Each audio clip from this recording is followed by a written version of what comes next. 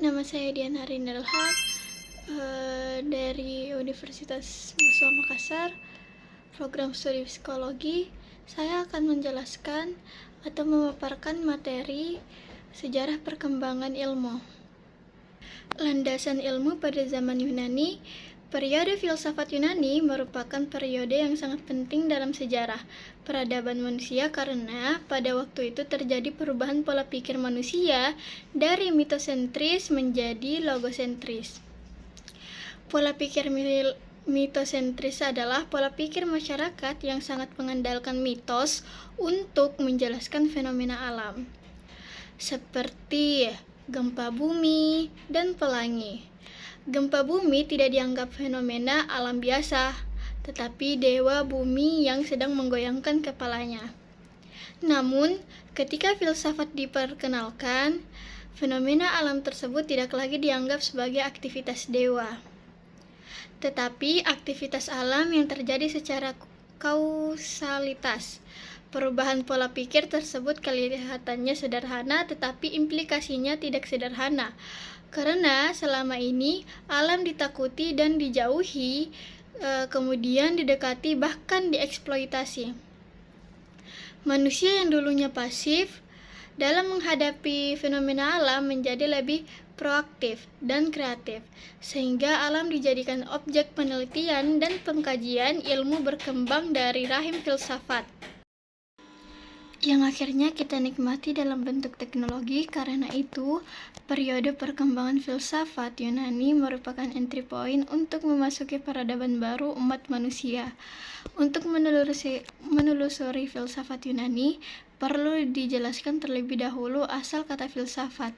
Sekitar abad 9 sebelum Masehi atau paling tidak tahun 700 sebelum Masehi di Yunani, Sophia diberi arti kebijaksanaan. Sophia juga diberi arti kecakapan.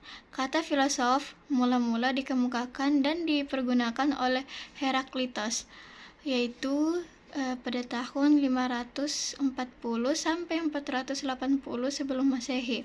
Sementara orang yang mengatakan bahwa kata tersebut mula-mula dipakai oleh Pitagoras pada tahun 580 sampai dengan 500 sebelum Masehi.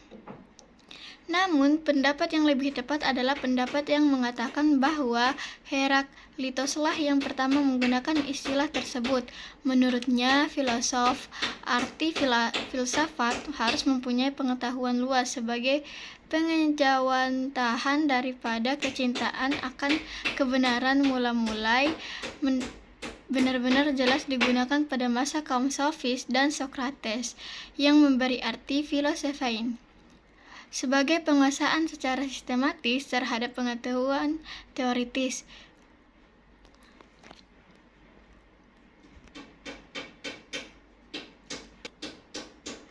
Filosofia adalah hasil dari perbuatan yang disebut filosofein. Sedangkan filosofos adalah orang yang melakukan filosofein. Dari kata filosofia itulah artinya timbul kata-kata filosofi, Belanda, Jerman, dan Prancis. Filosofi Inggris. Dalam bahasa Indonesia disebut filsafat atau falsafat.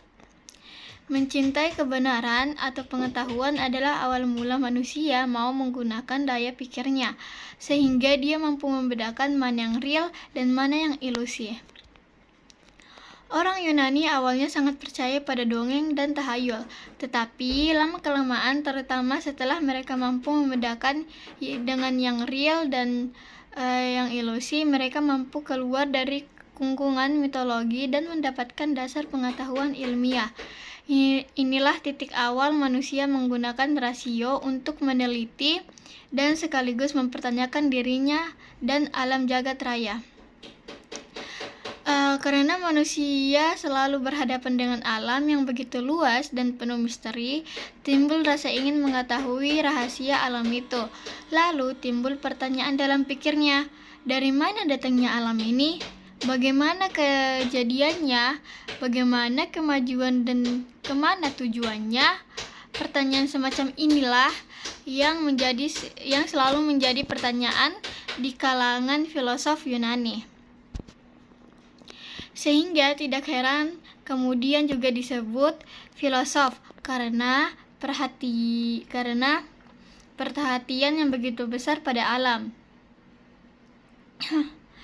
Tetapi manusia dan perilakunya.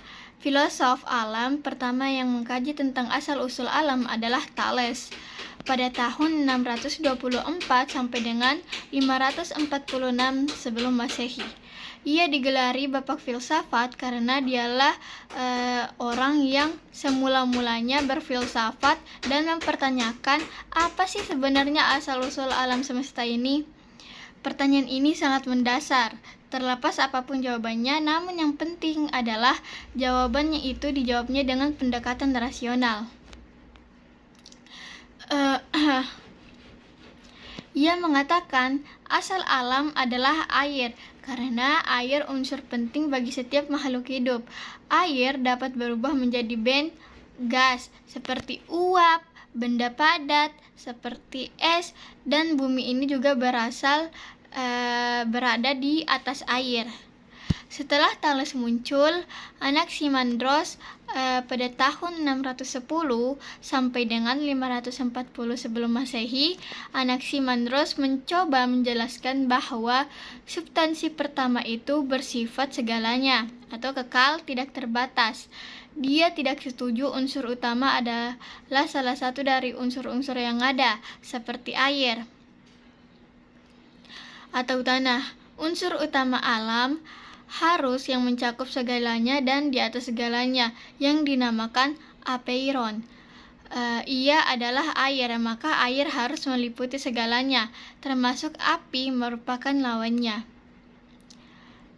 Padahal tidak mungkin air menyingkirkan anasir api. Karena itu Anaximandros tidak puas dengan menunjukkan salah satu anasir sebagai prinsip alam, tetapi dia mencari lebih dalam, yaitu zat yang tidak dapat diamati oleh panca indera.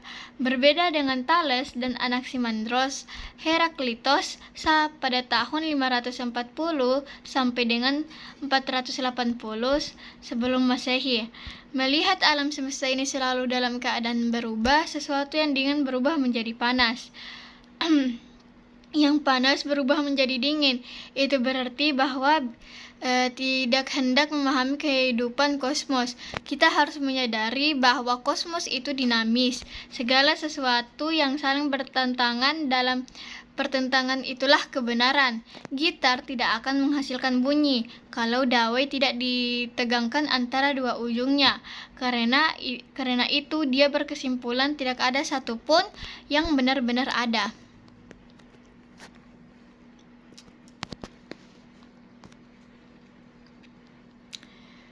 Semuanya menjadi ungkapan yang terkenal dari Heraklitos dalam menggambarkan perubahan ini adalah Pantarei Uden Manei. Semuanya mengalir dan tidak ada satupun yang tinggal. Mantap. Itulah sebabnya ia mempunyai kesimpulan bahwa yang mendasar dalam alam semesta ini adalah bukan bahannya, yaitu api. Api adalah unsur yang paling asasi dalam alam karena api dapat mengeraskan adonan roti dan di sisi lain dapat melunakkan es. Artinya api adalah faktor pengubah dalam alam ini, sehingga api pantas dianggap sebagai simbol perubahan itu sendiri. Filosof alam yang cukup mempengaruhi adalah Parmenides pada tahun 515 sampai dengan 440 sebelum Masehi.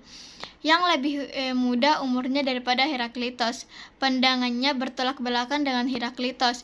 Menurut Heraklitos, realitasnya seluruhnya bukanlah sesuatu yang lain daripada gerak dan perubahan. Sedangkan menurut Parmenides, gerak dan perubahan tidak mungkin terjadi. Menurutnya, realitas merupakan keseluruhan yang bersatu, tidak bergerak dan tidak berubah. Dia menegaskan bahwa yang ada itu ada. Inilah kebenaran. Coba bayangkan, apa konsekuensi bila ada orang yang memungkiri kebenaran itu? Ada dua pengandaian yang mungkin. Pertama, ada orang yang bisa mengemukakan bahwa yang ada itu tidak ada. Kedua, atau atau orang yang dapat mengemukakan bahwa yang ada itu serentak, ada dan serentak tidak ada. Pengandaian pertama tertolak dengan sendirinya karena yang tidak ada memang tidak ada. Yang tidak ada tidak dapat dipikirkan dan menjadi objek pembicaraan.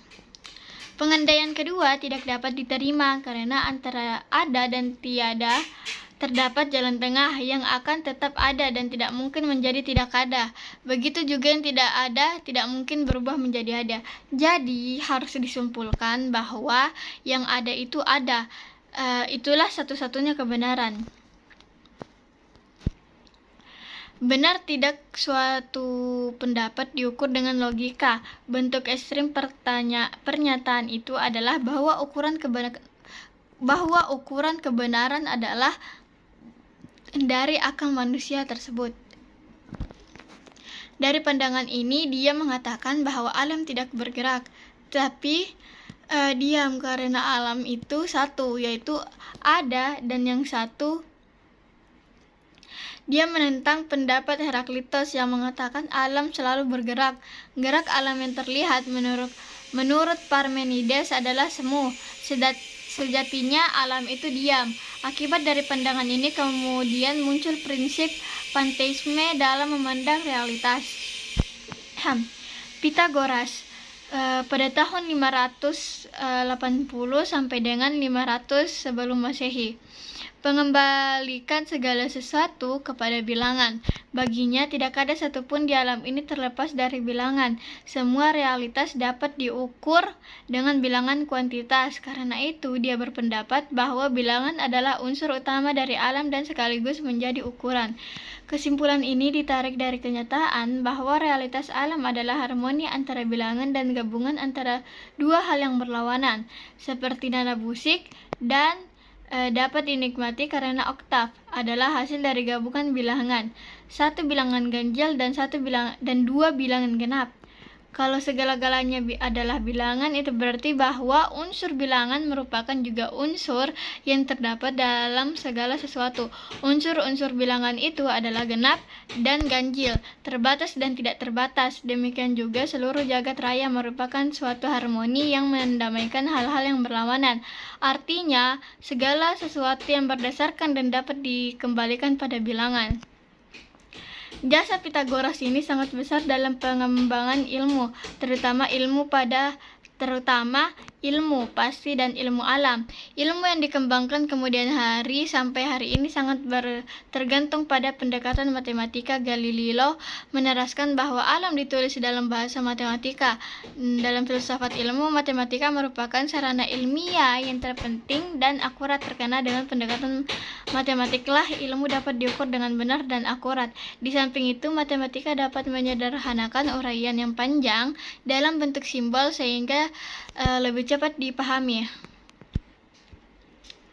Setelah berakhirnya masa filosof alam, maka muncullah transisi, yakni penelitian terhadap alam tidak menjadi fokus utama, tetapi mulai menjurus pada penyelidikan manusia. Filosof alam ternyata tidak dapat memberikan jawaban yang memuaskan, sehingga timbullah kaum sofis. Kaum sofis ini memulai kajian tentang manusia dan menyatakan bahwa manusia adalah ukuran kebenaran. Tokoh utamanya adalah Protagoras pada tahun 481 sampai dengan 411 sebelum Masehi. Ia menyatakan bahwa manusia adalah ukuran kebenaran. Pernyataan ini merupakan cikal bakal humanisme.